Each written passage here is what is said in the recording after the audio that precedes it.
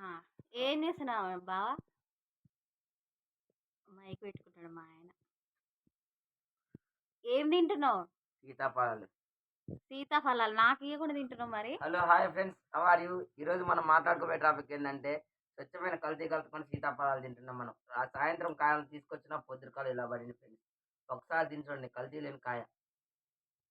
ఒకసారి తిని చూడండి. మరి వాళ్ళకి ఎక్కడి నుంచి వస్తాయి తినడానికి? పక్క చేలు ఎత్తుకొచ్చుకోండి.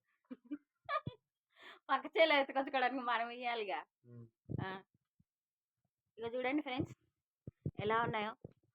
ఇవి వావ్, ఇవి బ్యూటిఫుల్ ఒరిజినల్ కాయలు న్యాచురల్ అనమాట. వంట ఫ్రెండ్స్. న్యాచురల్. ఇలా చూడండి కల్తీ లేకుండా ఎంత ఏం లేకుండా బాగున్నాయో. ఎలా ఉండేది తింటే అమృతం ఒక్క లాగా మం టేస్ట్ ఎక్కువ.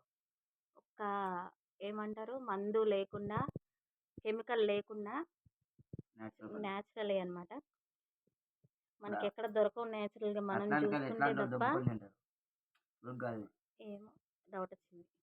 ఇది ఫ్రెండ్స్ చూడండి సీతాఫలాలు అనమాట. ఇంకా చాలా ఉన్నాయి. నిన్న మధ్యాహ్నం తీసుకొచ్చినావు ఇవి. నిన్న మధ్యాహ్నం తీసుకొస్తే ఈరోజు మైక్ ఆయన దగ్గర పెట్టుకొని నేను మాట్లాడుతున్నా. ఈరోజు పండిపోయినాయి. నిన్న మధ్యాహ్నం తీసుకొస్తే ఈ రోజు వరకు పండిపోయినాయి అనమాట. డబ్బులు పెట్టుకుంటే చూడండి బోల్డ్ బాగా గుమ్ముతున్నాడు. మనం కొనాలి అంటే మాత్రం చాలా కాస్ట్ అనమాట.